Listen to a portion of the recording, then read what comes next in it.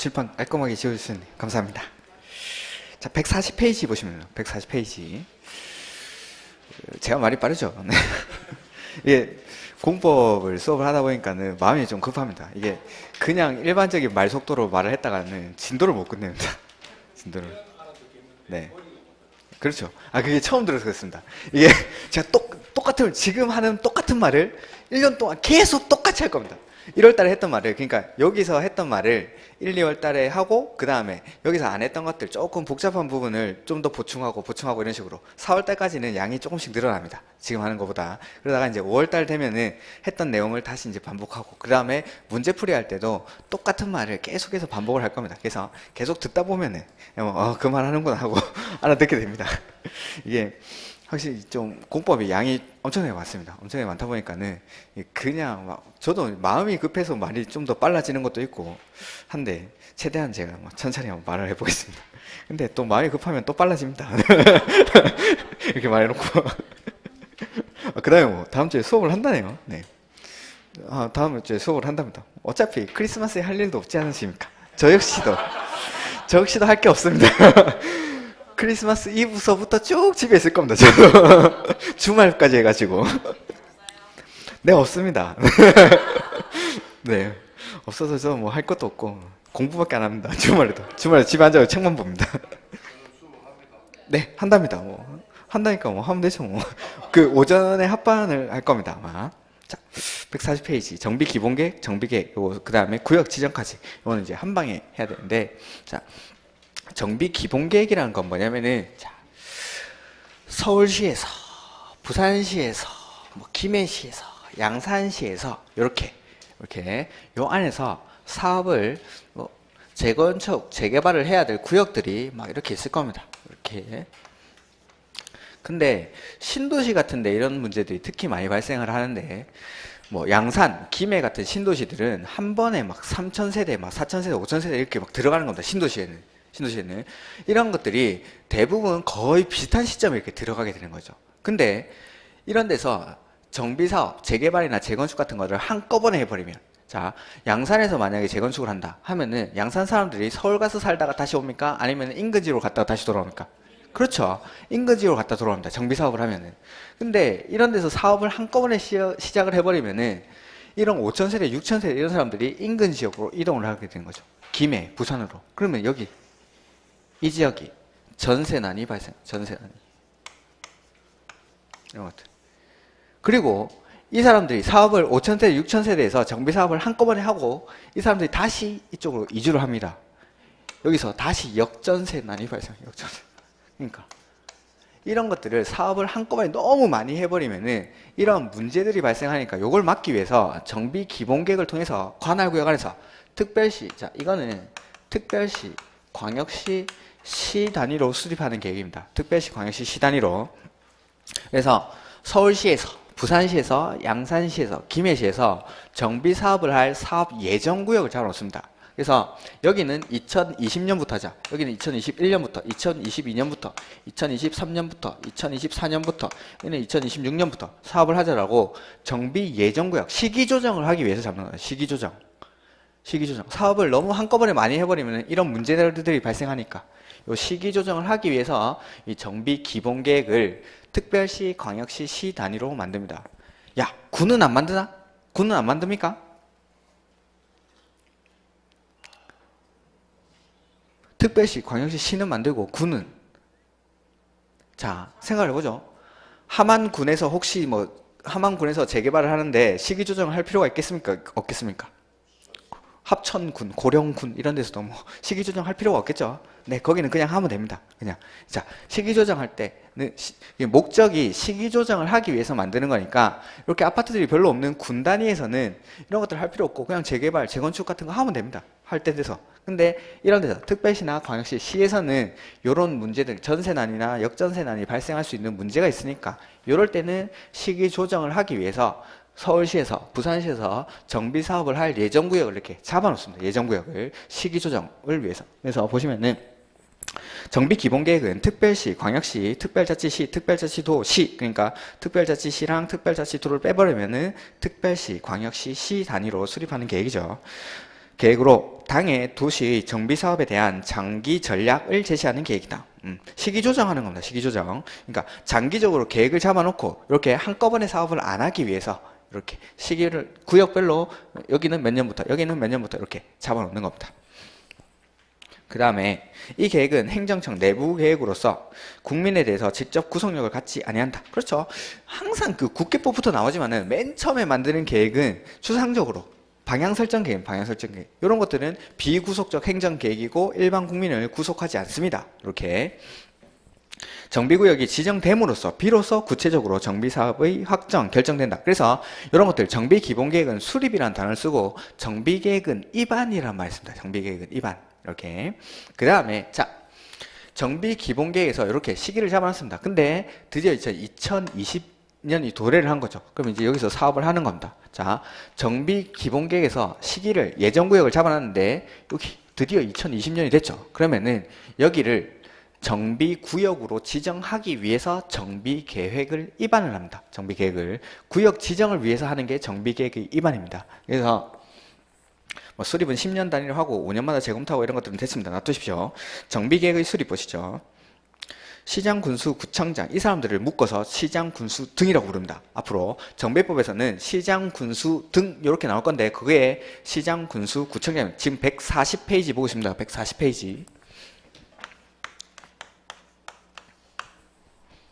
시장, 군수, 구청, 자치구의 구청장 이 사람들을 묶어서 시장, 군수가 아니라 시장, 군수 등이라 부릅니다. 시장, 군수 등은 정비기본계획에 적합한 범위에서 대통령령으로 정하는 요건에 해당하는 구역에 대해서 정비계획을 수립이 아니라 입안이라고 용어가 바뀌어야 되는데 입안을 합니다.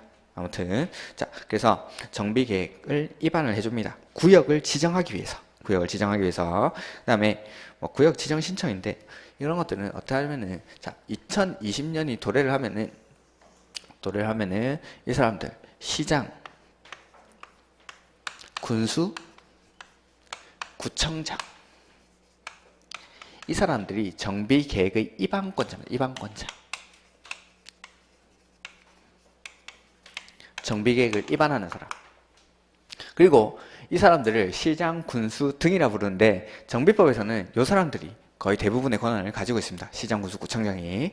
그래서 이런 사람들이 정비계획을 입안을 하면은 시장, 군수 이 사람은 자기가 알아서 그냥 지정합니다.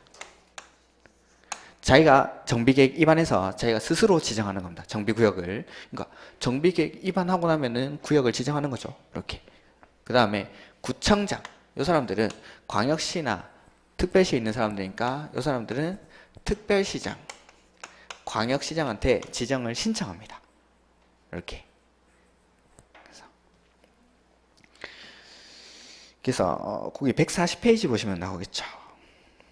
지정 절차 이런 것들은 됐습니다. 30일 이상 의견 듣고 뭐 의회 의견 듣고 이런 것들인데 자, 정비구역이죠. 140페이지에 3번 거기 가로 1번에 보시면은 시장 군수는 직접 정비구역을 지정합니다. 그래서 시장 군수는 자기가 계획 만들어서 자기가 직접 지정합니다. 시장 군수는. 그 다음에 구청장은 특별시, 광역시장에게 정비구역 지정을 신청하여야 하며 정비구역을 지정한다.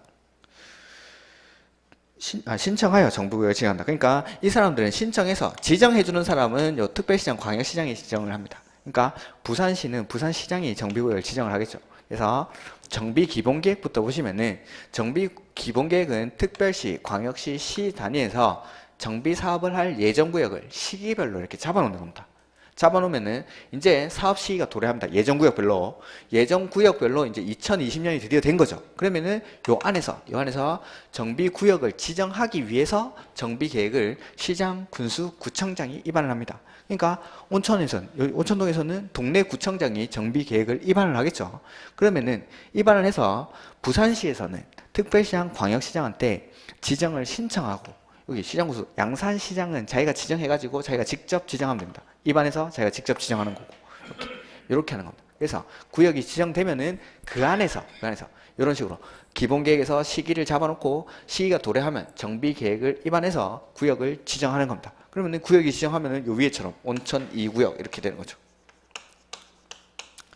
이렇게 재개발구역이 지정됐죠. 그러면은 요 안에서 시행자를 지정을 하는 겁니다. 온천 2구역으로 지정이 되면은 시행자를 지정하는데 공공이 하는지 민간이 하는지에 따라서 이렇게 달라집니다. 이렇게 그래서 뭐 지정의 효과 이런 것들은 정비구역이 지정이 되면은 여기를 지구단위 계획구역이랑 지구단위 계획이 수립된 걸로 간주를 해줍니다.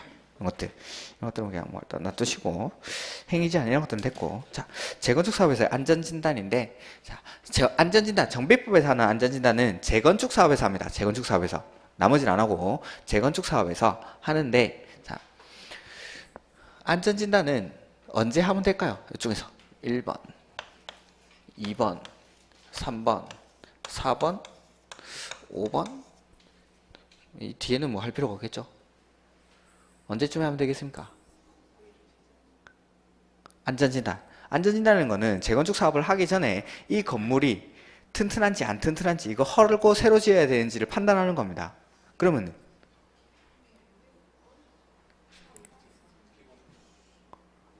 자, 요때 해야겠죠. 어때? 자, 잡아놓습니다. 이게 노블령 건축물에 해당하는 건축물은 뭐 20년에서 30년 범위 안에서, 내지는 40년 뭐 이런 것들이 있습니다. 숫자가. 그러니까 요 시기쯤 되면은 사업을 해야겠다라고 여기서 방향을 잡아놨습니다. 근데 2020년이 돼가지고 요 지역의 아파트들이 한 30년 돼서 재건축 사업을 해야겠다라고 생각을 해서 정비 계획을 입안해야 되는데, 이 정비 계획을 입안하기 전에 안전진단을 해보는 겁니다. 실제로 이거 재건축 사업 해야 되는지 안 해야 되는지, 이 건물이 안전진단을 해봤는데 앞으로 한 100년은 더 버티겠다 하면 재건축 사업 안 하는 거죠. 근데 이거 빨리 헐어버리고 재건축 사업을 해야겠다 하면은 요거 정비 계획을 입안해서 정비구역을 지정해서 사업을 하는 거죠. 그래서 정비계획을 입안해서 구역을 지정해놨는데, 다 해놨는데, 안전진단 결과, 이거 건물은 한 100년은 더 버티겠는데? 라고 하면은, 이게 할 필요가 없었던 일이 되니까. 이걸 하기 전에 미리, 요때 하는 거예요, 요때. 정비계획을 입안하기 전에. 그래서, 정비계획 입안 시기가 도래했을 때, 요때. 수립 시기가 도래했을 때, 그때 하는 겁니다. 내지는 요청이 있을 때 합니다. 요청이 있을 때. 그 안에 있는 건물 소유자들의 요청이 있을 때, 그때 안전진단을 해보는 거죠. 건물이 이제 막 쓰고 있는데, 아직 사용 연한은 많이 남았는데 막 녹물이 쭉 나오고 벽이 금이 가고 이러면은 안전진단을 요청할 수가 있겠죠, 토지 소유자들이. 그래서 뭐 재건축 사업의 안전진단 141페이지 보시면은, 재건축 사업의 안전진단은 주택단지 내 건축물을 대상으로 한다. 예전에는 주택단지 내 공동주택을 대상으로 했습니다. 근데 법을 개정하면서 건축물을 대상으로 한다. 공동주택을 대상으로 하는 거랑 건축물을 대상으로 하는 거랑 무슨 차이가 있습니까? 거기 안 듣고 계시네. 안 듣고 계시네.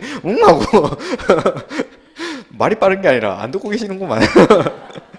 자, 재건축 사업 그 141페이지 안전진단 대상 보시면은, 재건축 사업의 안전진단은 주택단지 내 건축물을 대상으로 한다. 이게 예전에는 공동주택이었는데 개정이 된 겁니다. 자, 무슨 차이가 있습니까? 건축물이랑 공동주택이랑.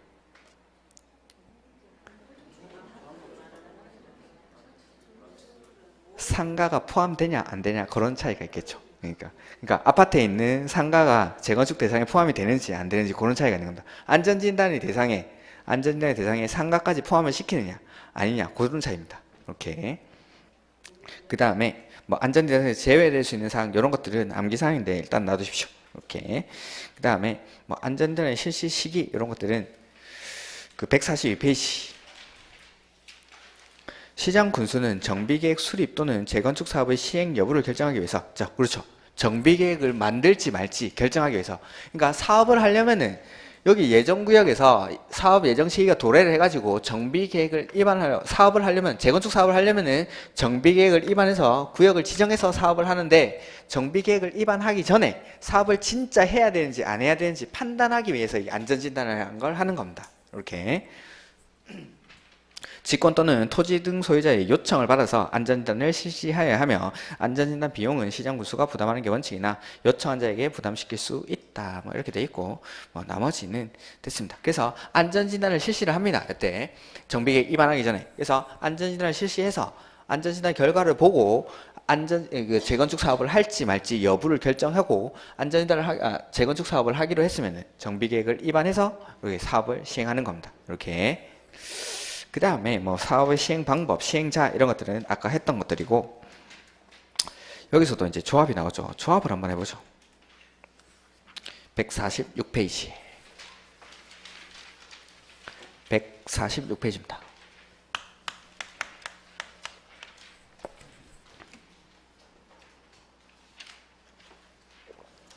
자, 여기 아까 정비 기본계획에서 시기를 잡아놓고 이 시기가 도래하면은 뭐 재건축 사업할 때는 안전진단하고 내지는 다른 사업에서는 사업 시행 지역별로 사업 시행 시기가 도래를 하면은 정비 계획을 시장, 군수, 구청장이 입안해서 구역을 지정을 합니다. 그 다음에 구역이 지정되고 나면은 요 안에서 토지 등 소유자들이 모여가지고 조합이라는 걸 만듭니다. 조합이란 걸. 자, 개발법 조합, 정비법 조합은 둘 다 법인입니다. 법인. 개발법 조합은 도시개발구역 안에서 토지 소유자 7명 이상이 모였는데 여기서는 5명 이상이 모입니다.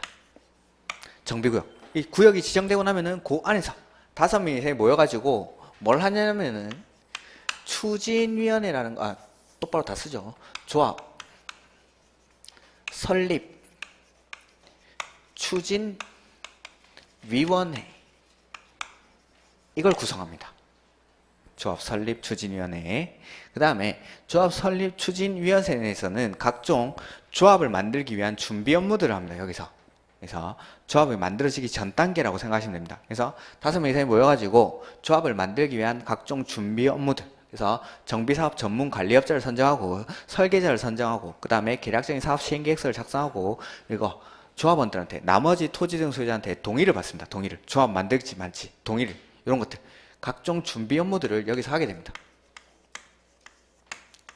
그 다음에 이 준비 업무 중에서 가장 중요한 게 조합 설립을 위한 동의를 받는 겁니다. 동의가 이제 재개발이나 재건축마다 동의 요건이 다릅니다. 그런 것들은 나중에 암기를 할 거고, 자, 동의를 받고 나면은 이제 조합 설립 인가 신청을 하는 거죠. 인가 신청. 조합 설립 인가를 받아야 됩니다. 그 다음에 인가를 받으면 성립을 하는 게 아니라 법인이니까 뭐 해야 된다 했습니까? 등기. 네. 그래서 인가 받고 나서 주된 사무소 소재에다가 등기를 해야 됩니다. 등기를 해야 그때부터 사람이 됩니다. 이렇게. 자, 등기를 하고 나서 사람이 되면은 의사결정 기구가 있었죠. 총회. 그리고 총회에서 모든 일을 다 할 수 없으니까 대의원회를 둡니다. 대의원회. 이렇게. 총회의 구성원은 개발법이고 정비법이고 둘 다 조합원입니다. 조합원들이 모여가지고 이런 것들을 의결하는 겁니다. 조합원들이. 그 다음에 조합원이 모이는데 정비법에서 재개발이나 재건축에서 조합원이 된 사람은 토지 등 소유자. 개발법에서는 토지 소유자였고 여기서는 토지 등 소유자고 여기 차이점입니다. 그러니까 개발법에서는 토지만 가지고 있으면은 조합원이 되고 여기 정비법에서는 토지 등 소유자, 재개발에서는 토지 소유자 또는 건축물 소유자 또는 지상권자, 재건축에서는 건축물 및 그 부속 토지 소유자 및 그 건축물이랑 부속 토지까지 가지고 있어야 여기서 조합원이 될 수가 있다 이 말입니다. 자, 근데 자, 재건축 사업은 사익이라고 하죠. 사적 이익을 위해서 하는 사업입니다. 그러니까 나 하기 싫으면 안 합니다. 나 하기 싫으면. 그래서 다른 것들은 의무적으로 토지 등 소유자면 조합원이 되는데 재건축 사업에서는 찬성한 사람만 토지 등 소유자, 조합원이 됩니다. 재건축에서는 이런 것들은 제가 기본강에 가가지고 좀 더 자세하게 말씀을 드리겠습니다. 그 다음에 총회에서 모든 일을 다 할 수가 없으니까 대의원회라는 걸 둡니다. 대의원회. 그래서 100인 이상이면 대의원회를 두어야 한다라는 규정이 있고 그 다음에 의사결정을 하고 나면 실행에 옮겨야 되죠. 그 사람들이 조합장 그리고 이사 그리고 감사라고 해서 이 사람들을 뭐라 부르던가요? 임원. 그렇죠. 임원. 그림이 개발법 그림이랑 거의 비슷하죠. 네, 똑같습니다. 똑같은데 약간의 차이점들이 있는데 그런 것들은 제가 나중에 가서 좀 더 자세하게 설명을 해야 되는 거고 그러니까 개발법이랑 정비법은 나중 보면은 좀 비교해야 될 게 되게 많습니다. 그런 것들은 나중에 가가지고 한 5월달 되면은 비슷한 부분들은 계속 같이 쓸 겁니다. 같이. 개발법 조합 쓰고 정비법 조합 여기 쓰고 그 다음에 분양이랑 관리처분계획 저 부분도 비슷비슷합니다. 환지 방식이랑 되게 똑같습니다. 그러니까 그런 것들도 환지 쓰고 관리처분계획 쓰고 이렇게 같이 할 겁니다. 이렇게. 그 다음에 임원은 첫 번째 겸직 금지 의무가 있습니다. 겸직 금지 의무 똑같이. 그 다음에 결격 사유가 있습니다. 결격 사유. 임원이 될 수 없는 사람들이죠. 결격 사유. 자, 우리가 이제 개발법에 했었던 결격 사유랑 여기 똑같은데 첫 번째 미정자, 뭐 한정치산자, 금치산자 이런 애들. 그 다음에 두 번째가 파산 선고를 받고 복권되지 아니한 자. 그 다음에 세 번째가 금고 이상의 형을 선고받고 형의 집행이 종료되거나 면제받기로 한 날로부터 2년이 경과하지 아니한 자. 그 다음에 네 번째가 집행유예 기간 중에 있는 자. 이런 것들은 똑같이 들어갑니다. 여기. 그 다음에 하나 더 추가되는 게 이 법을 위반해서 벌금 100만 원 이상의 형을 선고받고 5년이 경과되지 않은 자. 이게 추가됩니다. 그러니까 앞에 말한 네 가지 개발법에서는 하나하나 다 쓰면서 했죠. 다 쓰면서 했는데 그 네 가지는 다른 결격 사유에도 다 들어갑니다. 다. 근데 다른 법에 가면은 몇 가지 추가되는 것들이 있습니다. 그래서 보시면은 뭐 146페이지 한번 볼까요? 146페이지. 추진위원회입니다. 조합 설립 추진위원회. 조합을 설립하고자 하는 경우에는 정비구역 지정고 시후, 그렇죠. 구역이 지정되고 난 다음 단계입니다. 개발법도 여기 도시개발구역이 지정되면은 요 구역 안에서 토지 소유자 7명 이상이 모여가지고 조합을 설립하듯이 여기도 마찬가지. 구역이 지정되고 나면은 요 구역 안에 있는 토지 등 소유자 5명 이상이 모여가지고 요 시행자 지정 단계에서 조합 설립 추진위원회를 구성하는 겁니다. 그래서 정비구역 지정고 시후 위원장을 포함한 5인 이상의 위원 및 토지 등 소유자 과반수 동의를 얻어 조합 설립을 위한 추진위원회를 구성하여 시장 군수의 승인을 얻어야 한다. 자, 이거는 그 조합 설립할 때는 토지 등 소유자 과반수 동의, 조합 설립 추진위원회는 토지 등 소유자 과반수 동의받고 시장 군수 등한테 승인을 받습니다. 이런 것들은 일단 놔두십시오. 이거는 이거 넣어버리면 헷갈리니까.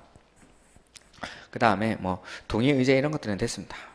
조합 설립, 추진위원회 설립에 동의한 사람은 조합 설립에 동의한 것으로 봐준다 이런 말입니다. 그 다음에 추진위원회에서 업무 이런 것들. 정비사업 이거 어렵겠습니까? 쉽겠습니까? 정비사업 하는 거 엄청 어렵죠. 그래서 여기 정비사업 전문 관리업자를 선정을 해줍니다. 내가 하는 게 아니라. 그렇죠. 기존 토지 소유자들 권리가액 다 계산하고 분양가 다 계산하고 이렇게 가지고 내가 분담금 다 계산해서 나눠줘야 되고 이렇게 하는데 너무 어렵죠. 그러니까 정비사업을 전문으로 하는 관리업자를 선정을 합니다. 추진위원회에서. 그 다음에 두 번째 설계자를 선정합니다. 설계자. 시공자나 이런 거 아닙니다. 설계자입니다. 설계자. 그 다음에 계략적인 정비사업 시행계획서의 작성. 지금 뭘 하고 있냐면은 요 사람들이 하는 일입니다. 요 사람들. 추진위원회가 하는 일. 요거. 그러니까 이거는 조합이 만들어지기 이전 단계에서 하는 일입니다. 시행계획서는 시행자가 지정이 되고 저기 절차에 보시면은 시행자가 지정되고 나서 그 시행자가 만드는 게 사업 시행계획서인데 조합 만들어서 사업할 때는 여기 총회에서 결정을 해야 합니다. 사업 시행계획서는 최종적인 정확한 사업 시행계획서는 여기 총회에서 나오는 거고 여기 조합 설립 추진위원회에서는 계략적인 걸 만드는 거예요. 계략적인 거. 계략적인 틀을 잡아놓는다 이 말이죠. 틀을 잡아놔야 사업을 어떻게 할지 아니까 여기에 대해서 동의를 받는 겁니다. 사업 시행을 어떻게 할지가 나오니까 계략적인 게. 그래서 여기에 대해서 동의를 받는 거죠. 이렇게. 그래서 계략적인 사업 시행 계획서를 작성하고 그 다음에 조합 설립 인가를 받기 위한 각종 준비 업무를 하는데 그게 동의받는 겁니다. 동의받는 거. 그래서 나머지 토지 등 소유자한테 동의를 받습니다. 조합 만드는 거에 대해서. 그 다음에 창립총회는 일단 넣어주십시오. 창립총회는 우리가 다른 조합에서도 창립총회를 합니다. 뭐 지역주택조합 이런 것들 할 때 뭐 항상 창립총회를 하는데 법에서는 여기 정비법에 규정이 되어 있습니다. 이걸 언제 하냐면은 여기 조합 설립을 위한 동의를 받고 나서 그 다음에 인가 받기 전에 이때 합니다. 동의 후 인가 전에 동의 후 인가 전에 요때 하는 게 창립총회입니다. 그러니까 조합이 만들어지기 이전에 하는 거죠. 창립총회. 이 창립총회를 요때 개최합니다. 조합 설립을 위한 동의를 받고 나서 인가를 받기 전에 요때 하는 거. 그래서 추진위원회는 토지 등 소유자 과반수의 동의를 받은 후 조합 설립 인가를 신청하기 전에 인가 신청 전에 합니다. 인가 신청 전에 동의받고 나서 인가 신청 전에 그 다음에 조합 설립을 위한 창립총회를 개최하여야 한다라고 했죠. 나머지 사항들은 일단 놔두십시오. 그 다음에 운영과 경비인데 토지 등 소유자는 운영에 필요한 경비를 운영 규정이 정하는 바에 따라 납부하여야 한다. 네, 조합 만들면은 조합원들이 비용 부담하죠. 아파트 지어질 때까지 운영 경비 내죠. 조합장들, 조합의 임원들 먹는 밥값, 술값 우리가 다 내는 겁니다. 조합원들이. 이렇게. 그 다음에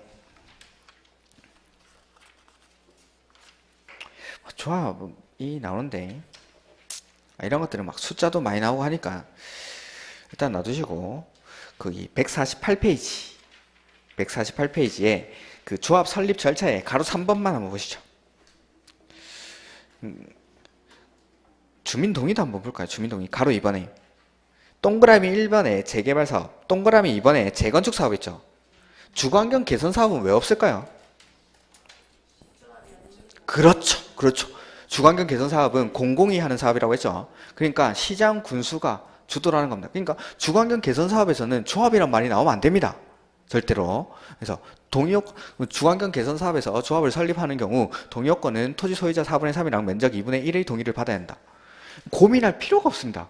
개선 사업에서는 조합을 안 만드니까 이렇게 개선 사업에서는 아예 조합이라는 단어 자체가 나오면 안 됩니다. 그래서 재개발이나 재건축에서만 동의요건이 필요한데 이런 동의요건들은 숫자니까 이런 것들은 지금 하지 않습니다. 이렇게.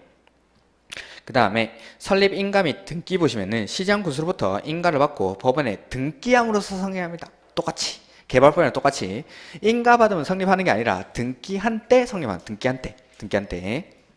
그 다음에 조합의 법인격이라고 해서 조합은 법인으로 한다. 그렇죠. 법인입니다. 공법상 비영리 사단법인 이런 것들은 저번 시간에 말씀을 드렸고 조합은 설립 인가를 받은 날부터 30일 이내 주된 사무소 소지에 등기함으로써 성립하죠. 그 다음에 조합 명칭 중에는 정비사업조합이라는 문자를 반드시 사용을 해야 됩니다. 다른 조합이랑 구분을 하기 위해서 정비사업조합이라는 문자를 반드시 사용합니다. 정비조합에는. 그 다음에 조합에 관하여 이 법에 규정된 것을 제외하고는 민법 중 사단법인에 관한 규정을 준용한다. 이것도 왜 그런지는 저번 시간에 충분히 설명을 드렸습니다. 그 다음에 조합원입니다. 조합원은 토지 등 소유자가 조합원이 됩니다. 토지 등 소유자가. 그래서 재개발 사업에서는 건축물 소유자 또는 토지 소유자 또는 지상권자 이런 사람들. 그 다음에 재건축 사업에서는 건축물이랑 그 부속 토지까지 같이 가지고 있는 사람 이런 사람들. 그 다음에 결격사유죠. 그 다음에 나중 되면 저는 1번부터 4번까지는 안 읽을 겁니다. 1번부터 4번을 묻고 이건 공통사항인 거죠. 그래서 미성자, 금치산자, 한정치산자, 그 다음에 파산 선고를 받고 복권되지 않은 자, 그 다음에 금고 이상의 형을 선고받고 형의 집행이 종료되거나 면제받기로 한 날로부터 2년이 지나지 아니한 자, 그 다음에 집행유예 기간 중에 있는 자, 이런 사람들. 요 네 가지 결격사유는 중개법에도 엄청 자주 나옵니다. 중개법에도 나오고 뭐 여기 공법에도 나오고 공법의 다른 각종 사유에도 요 네 가지는 항상 들어갑니다. 그 다음에 여기 정비법에 와서 추가된 게 이 법을 위반해서 벌금 100만 원 이상의 형을 선고받고 5년이 지나지 아니한 자, 이런 사람들은 조합의 임원, 그러니까 조합장, 이사, 감사 이런 사람들이 될 수 없다 이 말입니다. 이렇게.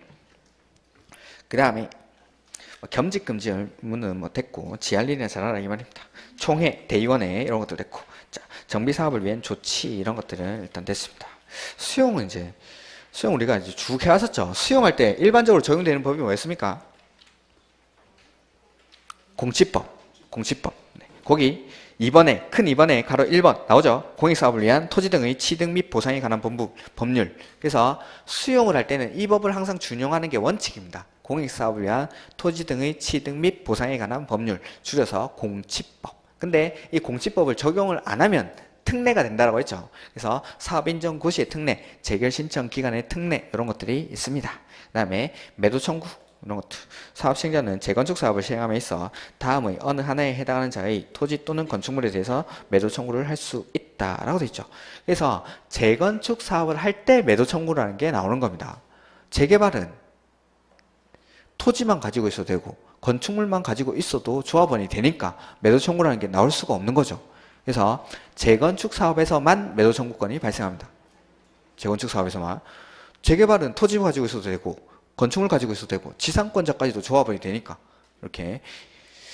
그 다음에 보시면 뭐 조합 설립에 동의하지 아니한 자, 그러니까 재건축 사업 같은 경우에는 조합 설립에 동의를 해야 조합원이 되는 거예요. 여기 조합 설립에 동의를 해야 조합원이 되는데 반대한 사람한테는 매도 청구, 팔고 나가라고 하는 겁니다. 그 다음에 건축물 또는 토지만 소유한 자, 건축물만 가지고 있거나 토지만 가지고 있으면은 조합원이 못 되니까 이 사람들한테는 매도 청구권을 행사하는 겁니다. 이렇게 재건축 사업에서 조합원이 되려면은 건축물 및 그 부속 토지까지 같이 가지고 있어야 조합원이 되니까 이 사람들은 조합원이 될 수가 없어서 이 사람들한테 요거 동의를 합니다. 그 다음에 신양군수 또는 주택공사 등의 사업 시행자에게 지정 동의를 하지 아니한 자.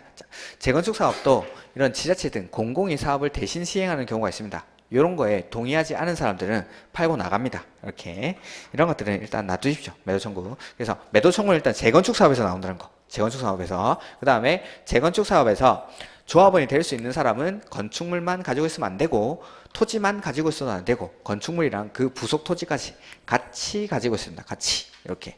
그 다음에 151페이지 보면은 여기 실시 단계가 나옵니다. 분양이랑 관리 전개.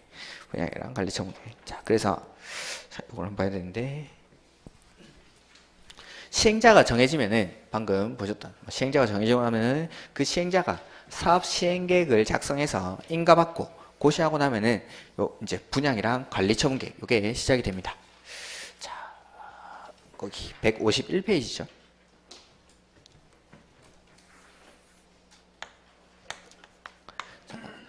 사업 시행 계획 인가 고시를 받은 날부터 120일 안에 분양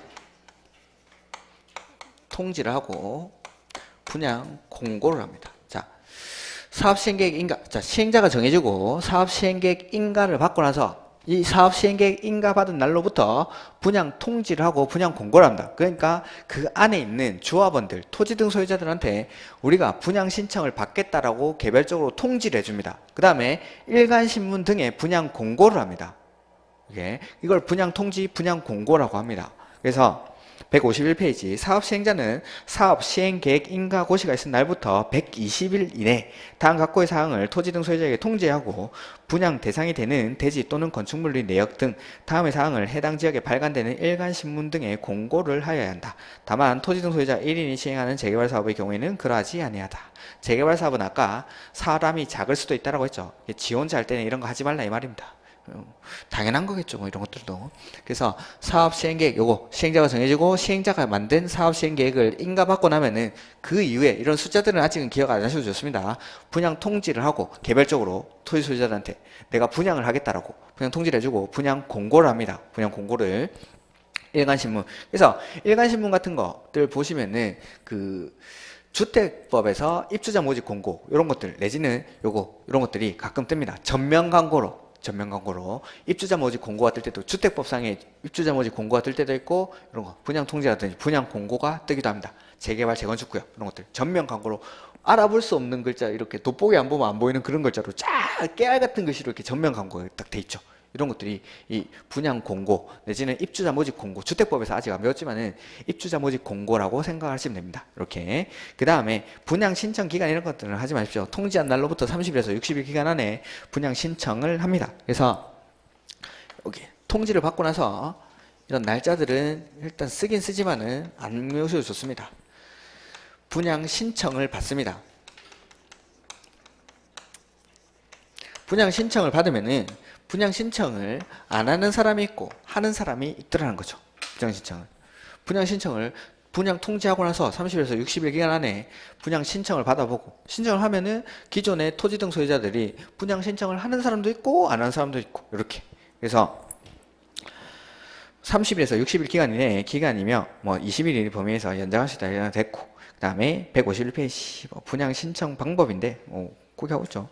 분양 신청 방법 이런 것들은 뭐 아직은 안 보셔도 좋습니다. 자, 그 다음에 152페이지 투기관리지구안에서 분양 신청을 한 경우에 분양 신청인데 이런 것들은 뭐 보시면은 분양 신청 기간 안에 분양 신청 및 재분양 신청 규정에도 불구하고 투기가열지구의 정비사업에서 관리처분계획에 따른 분양 대상자 및 그 세대에 속한 자는 분양 대상자 선정 1부터 5년 이내에는 투기가열지구에서 분양 신청 기간 안에 분양 신청 및 재분양 신청을 할 수 없다라고 되어 있죠. 그러니까 여기서 투기가열지구입니다. 투기가열지구인데 내가 조합원 분양분이든 일반 분양분이든 어떻게든 분양을 받습니다. 조합원 분양분도 좋고 일반 분양분도 좋고 그러면은 5년 안에는 투기가열지구안에서는 분양 신청을 할 수가 없다 이 말입니다. 투기가열지구안에서 내가 분양 받았죠. 그러면은 5년 안에는 다시 분양 못 받습니다. 두 개 가열지구 안에서는 조합원 분양분이든 조합원 분양분으로 받아도 좋고 일반 분양분으로 받아도 좋은데 두 개 가열지구 안에서 한 번 받고 나면은 5년 안에는 분양 신청 못 합니다. 이렇게 자격이 없습니다. 자격이. 그 다음에 분양 신청을 하지 아니한 자 등에 대한 손실보상 협의입니다. 자, 그래서 분양 신청을 받아보면은 나는 24평짜리를 받고 싶어. 나는 32평짜리 받고 싶어. 나는 42평짜리 받고 싶어. 이렇게 분양 신청을 받아보는 겁니다. 그래서 24평짜리 신청한 사람이 요새 뭐 소평수가 유행하니까 이런 것들은 뭐 200세대. 32평짜리는 아무래도 인기가 많으니까 400세대. 42평짜리 이런 건 인기 없으니까 100세대. 이렇게 신청을 받아보는 겁니다. 신청을. 그 다음에 분양 신청을 받은 걸 가지고 만드는 게 요게 관리처분계획이라는 거예요. 관리처분계획.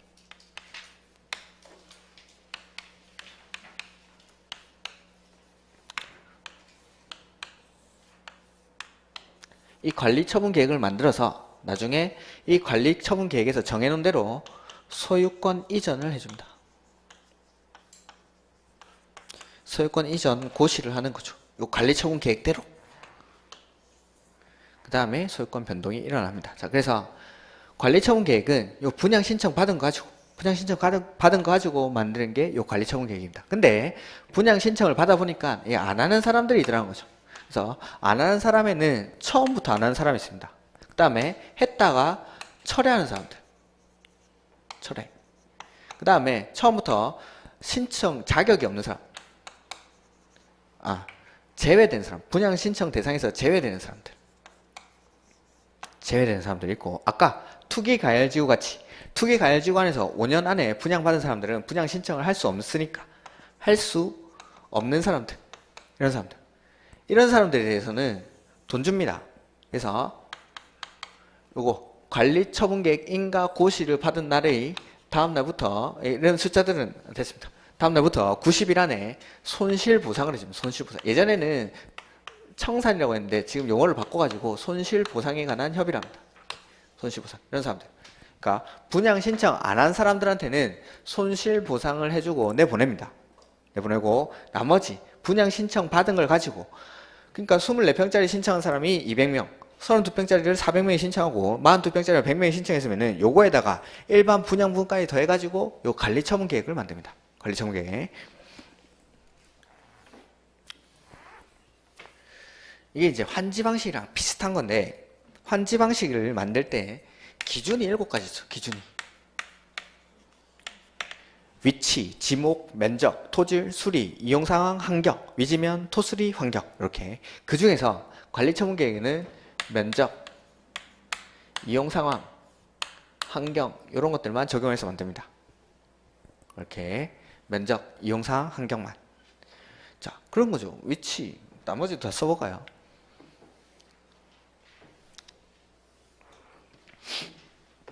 위치, 지목, 면적, 토질, 수리, 이용 상황, 그 다음에 환경입니다.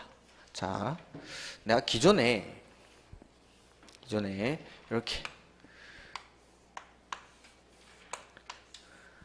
재개발, 재건축 구역 안에 장미 아파트? 뭐 이런 것들. 오래된 40년 된 아파트에 여기 302호의 소유자였습니다. 근데 정비 사업을 통해서 재개발구역, 재건축구역으로 지정이 돼서 아파트를 새로 짓겠답니다. 레미안 101동, 뭐 1602호 이런 데로 바꿔주는 거죠. 여기 원래 장미 아파트 302호의 소유권을 이쪽으로 바꿔주는 겁니다. 자, 그러면은 내가 원래 내가 원래 장미 아파트 302호였으면은 이 레미안도 반드시 302호를 받아야 됩니까? 안 중요하네. 자, 원래 지목도 되고 여기도 될 겁니다. 지목은 별 상관이 없죠. 면적은 중요합니다. 자, 내가 기존에 24평짜리 가지고 있다가 새로 지어서 받게 되는 게 32평짜리입니다. 돈 내야겠죠? 원래 내가 42평짜리, 50평, 60평짜리 가지고 있었는데 실제로 받게 되는 게 32평짜리입니다. 돈 받아야겠죠? 그 다음에 분양 신청의 대상에서 제외될 수도 있고, 기존에 내가 몇 평을 가지고 있는지 면적은 되게 중요한 거죠. 그 다음에 면적에 따라서 내가 기존에 가지고 있던 내 가액이 달라지니까, 종전 토지나 건축물의 가격이 달라지니까 이렇게 받게 되는 가격도 달라지고, 이렇게 면적은 중요합니다. 토지 안 중요하고, 수리 당연히 안 중요하고, 이용사항 같은 것들, 이용사항도 당연히 중요하죠. 여기 토지, 이 아파트가 어떻게 이용이 되고 있는지 이런 것들이 중요하고, 환경, 주변 환경도 중요하겠죠. 주변 환경도 이 아파트 주변에 내 동은 로얄동일 수도 있고, 내 동은 저 끝에 있는 동일 수도, 햇빛도 안 들어오는 동일 수도 있고, 이 가격 평가하는데 이용 상황이라든지 환경이 작용을 하는 겁니다. 이렇게. 그래서 이런 것들 면적이랑 이용 상황, 환경 요 세 가지 요소를 고려를 합니다. 작성을 할 때. 그 다음에 관리 처분 계획의 내용 같은 것들이 나올 건데, 분양 설계가 나오죠. 분양 설계. 이런 것들은 몇 개짜리를 몇 평짜리를 몇 개나 지을지 이런 것들이 분양 설계라고 생각하시면 됩니다. 그 다음에 분양 대상자의 주소 및 성명 이런 것들이 들어가야 되고, 그 다음에 분양 대상자별 종전 예정, 분양 대상자별 분양 예정인 대지 또는 건축물의 추산액. 자, 이거는 기존에 내가 가지고 있던 장미 아파트 가격입니까? 새로 짓는 레미안 가격입니까? 그렇죠. 레미안 가격. 이게 분양가입니다. 분양가죠. 새로 받게 되는 거. 분양가죠. 분양 대상자별 분양 예정인 대지 또는 건축물 추산액. 그 다음에 분양 대상자별 종전 토지 건축물의 명세 및 사업 시행 계획 인가 고시가 있는 날을 기준으로 한 가격. 이거는 장미 아파트 가격이죠. 자, 그리고 분양 대상자별 종전 토지나 건축물의 가격이 들어가는 건데, 자, 종전에 내가 가지고 있던 거는 가격이 고정되어 있습니까? 계속 변합니까? 새로 내가 짓는 저 레미안 아파트 가격은 분양가가 계속 바뀝니까? 고정되어 있습니까? 분양가는 고정되어 있죠. 분양가는 정해져 있죠. 평당 얼마 분양가 정해져 있습니다. 그러면은 내가 기존에 가지고 있던 장미 아파트는 요 절차 중에서 사업을 쭉 진행을 해오는데, 장미 아파트 가격은 계속 변합니까? 그대로 고정되어 있습니까? 변하죠. 자, 정비 기본 계획 나오고 정비 계획 입안 시기가 도래하면은 아파트 가격이 슬슬 올라갑니다. 그렇죠? 그 다음에 정비계획 입안하고 구역 지정되면 확 올라가죠. 그 다음에 시행자 지정, 조합 설립합니다. 올라갑니다. 올라가다가 조합장 구속되죠. 확 떨어집니다. 그러다가 다시 이제 조합장 뽑고 다시 한번 쭉 하고 이렇게 올라갔다가 내려지고 올라가다 내려지고, 그러다가 이제 사업 시행계획 인가 떨어지고, 그 다음에 관리 처분계획 인가 받으면 이제 그때 이제 쭉 아파트 가격이 올라가는 거죠. 이제 사업이 진행되는 단계에 따라서 아파트 가격이 올라갔다 내려갔다 막 변동을 합니다. 그러면은 여기 분양 대상자별 종전 토지 또는 건축물 명세 및 사업 시행 계획 인가 고시가 있는 날을 기준으로 한 가격인데, 이거는 내가 기존에 가지고 있던 장미 아파트의 가격이니까 기준점을 잡아줘야 되는 겁니다. 계속 변하니까. 그 기준점이 언제냐면 요때 사업 시행 계획 인가 고시가 있는 날을 기준으로 내 종전에 있던 아파트의 가격을 평가를 하는 겁니다. 종전. 그러니까 분양가는 평당 얼마 이렇게 딱 정해져 있는데, 종전에 가지고 있던 내 아파트는 가격이 계속 변동을 하니까 이 기준점을 잡아줘야 되는 거죠. 기준점을. 왜 잡아줘야 되는지는 좀 이따가. 자, 그 다음에 5번. 권리 명세 이런 것들도 일단 찾았고, 정비 사업비입니다. 정비 사업비. 자, 그러면은 간략하게만 해보면은 기존에 그 2번에 있는 거, 분양 대상자의 주소 및 2번이 아니라 3번. 내가 새로 받게 되는 거죠. 레미안의 가격. 에다가 사업비가 거기 6번에 나오죠. 정비 사업비를 더합니다. 그 다음에 뺍니다. 내 종전에 가지고 있던 거의 가격. 이게 뭐가 됩니까? 네, 이게 분담금. 대략적으로. 그러니까 대충 계산하면 그렇게 된다 이 말입니다. 그러니까 여기 내가 내가 받게 되는 거, 레미안 가격에다가 사업비를 더하죠. 사업비를 더하고 기존에 내 거 가격, 내가 가지고 있던 거 가격을 빼줍니다. 빼주면은 내가 내야 될 돈이 나오는 겁니다. 그러니까 조합 재개발이나 재건축 구역에서 가보면은 막 이런 것들, 기존 이런 것도 가격 평가하고 이것도 가격 평가하고, 그 다음에 사업비 얼마 정도 들어가고 이래가지고 뭐 비례율 구해가지고 비례율을 103%로 이렇게 뭐 103%나 120% 이렇게 맞추죠.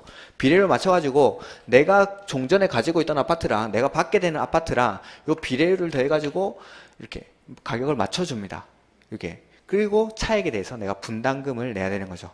이게 그러니까 이것들 가격을 정해줘야 되는데, 이거 새로 받게 되는 레미안은 평당 분양가가 정해져 있으니까 따로 구할 필요가 없고, 요거는 계속 장미 아파트는 계속 바뀌고 있으니까 이 기준 시점을 잡아야 되는 거죠. 이 기준 시점이 조금에서 저 사업 시행계획 인가 고시가 있은 날을 기준으로 감정평가를 합니다. 감정평가해가지고 뭐 재건축 경우에는 시장 군수가 한 명 추천하고 조합이 한 명 추천하고 뭐 개선 사업 같은 경우에 보통은 이제 3명 같은 게 3명이 들어갑니다. 이제 실무에서는 이 감정평가업자가 3명 들어갑니다. 3명 정도. 시장 군수가 한 명 추천하고 조합이 한 명 추천하고 시행사가 한 명 추천하고 이렇게 3명 정도 들어가가지고 감정평가를 하는데 법에서는 뭐 따로 이제 규정이 있습니다. 이런 것들. 그 다음에 뭐 이런 것들.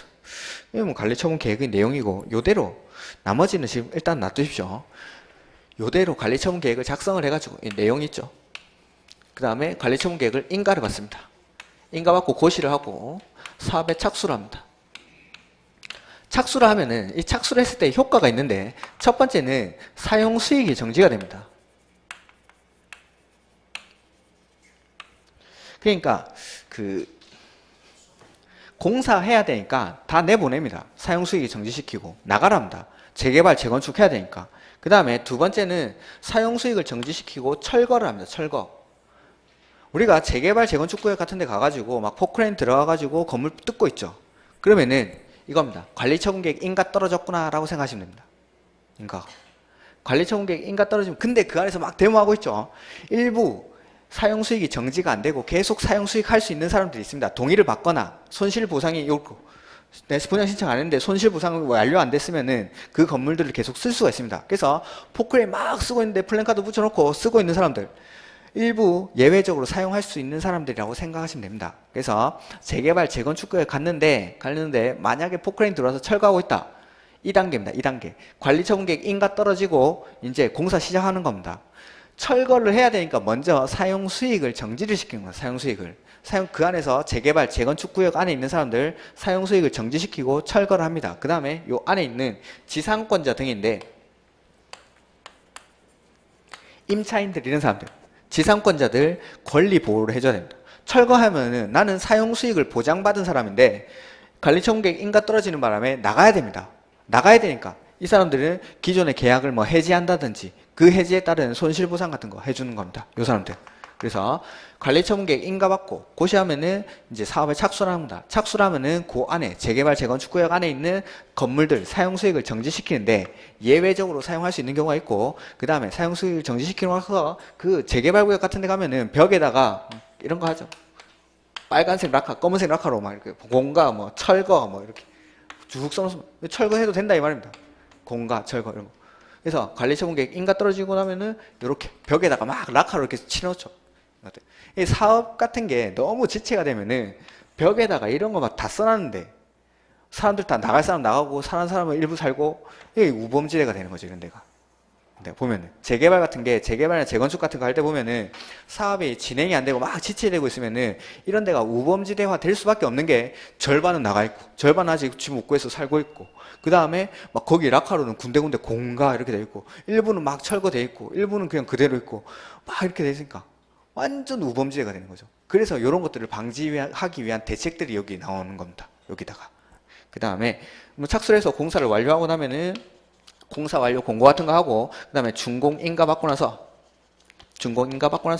지체 없이 측량하고 이렇게 분할을 해줍니다. 토지를. 그 다음에 여기서 정해놓은 대로 여기서 관리처분계획에서 정해놓은 대로 소유권 이전 고시를 합니다. 그 다음에 소유권 이전 고시 다음 날에 소유권 변동일을 합니다. 자, 이거 민법 186조, 187조 배웠죠? 네. 186조는 법률 행위에 의한 물권 변동, 187조는 법률 규정에 의한 물권 변동. 자, 정비법에 보니까 정비법, 도시 및 주거환경 정비법 조문 중에 보니까 소유권 이전 고시일의 다음 날이 되면 소유권 변동이 일어난답니다. 186조입니까? 187조입니까? 그렇죠. 법률 규정에 의한 물권 변동이죠. 그러면은 이거 등기해야 됩니까? 안 해도 됩니까? 안 해도 되죠. 안 해도 되지만은 내가 이걸 처분하려면은 등기를 하고 나서 처분을 해야겠죠. 그래서 효력 발생 요건으로서의 등기가 아니라 대항 요건으로서의 등기를 합니다. 그 다음에 청산을 합니다. 여기 원래 나는 24평짜리 가지고 있었는데 받는 거는 32평짜리 받습니다. 더 받았죠. 그 다음에 원래는 60평 가지고 있었는데 32평짜리 받았습니다. 덜 받았죠. 그 다음에 나는 분양 신청 안 해서 빠졌습니다. 제외됐습니다. 분양 대상에서 제외됐고 이런 사람들 더 받고 덜 받고 안 받고 했죠? 청산해 줍니다. 청산. 그러니까 이게 보면은 구조가 환지 방식이랑 똑같은 거죠. 환지 방식이랑. 그래서 나중에는 이걸로 환지랑 좀 비교를 해가지고 설명을 드릴 겁니다. 이런 식으로 사업이 진행이 됩니다. 정비법. 자, 그래서 지금 중요한 거는 사업이 세 가지 있다는 거. 이런 절차들은 나중 되면 공부하시면 됩니다. 이런 것들은. 대신에 지금 해야 될 거는 사업 세 가지 특징들이라든지 내지는 토지 등 소유자의 개념, 그 정도만 기억하시면 됩니다. 그 정도만. 요 뒤에 것들은 조금 이게 어려울 수도 있습니다. 어려울 수도 있는데 이런 것들 일단 놔두시고 그게 사업이 진행되는 절차입니다. 사업이 진행되는 절차니까 이런 것들은 뭐 안 하셔도 되고 이렇게 맨 처음에 했던 거, 그 사업 세 가지 종류 그 2시간 동안이죠. 사업 종류, 뭐 사업의 특징, 그 다음에 토지 등 소유자, 시행 방식, 시행자, 요 정도. 그러니까 각각의 사업들이 어떤 특징을 가지는지 정도만 아시면은, 그리고 공공이 주도를 하는 사업은 주거환경 개선 사업, 민간이 주도를 하는 거는 재개발이랑 재건축, 그 다음에 사익만 추구하는 게 재건축, 공익적인 측면이 있는 게 위에 있는 개선 사업이랑 재개발 사업, 요 특징들을 가지고 나중에 좀 외우기 귀찮은 짜잘한 것들이 있습니다. 그런 것들을 한 방에 그런 걸로 쳐낼 겁니다. 요 앞에 있는 그 2가지로 그렇게. 그러니까 그런 것들만 구분해 주시면 됩니다. 그리고 사업의 종류만 그냥 기억해 주세요. 사업의 종류만. 이런 것들은 그냥 한번 혹시나 뭐 재수생도 있을 수도 있고 하니까 이런 것들을 한번 써봤습니다. 이렇게. 여기까지가 정비법이고 다음 주에는 건축법과 주택법을 간략하게 하면은 될 것 같습니다. 자, 오늘 수고하셨고 다음 주에 뵙겠습니다. 수고하셨습니다.